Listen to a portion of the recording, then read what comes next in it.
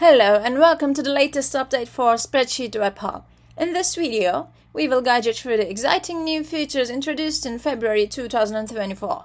So let's dive in. First up, accessing SpreadsheetWeb Hub has never been easier.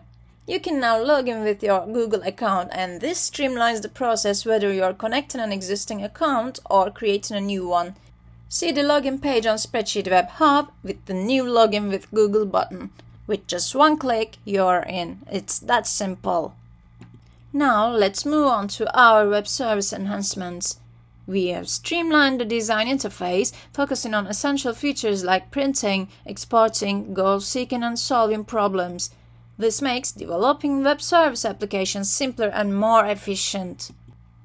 We have also upgraded our API, introducing the Calculate Single API endpoint and the Transaction Sequence ID feature for targeting historical transactions.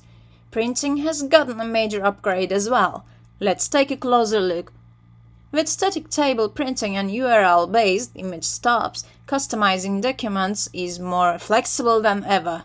Our demo application showcases dynamic image embedding into PDFs through Excel.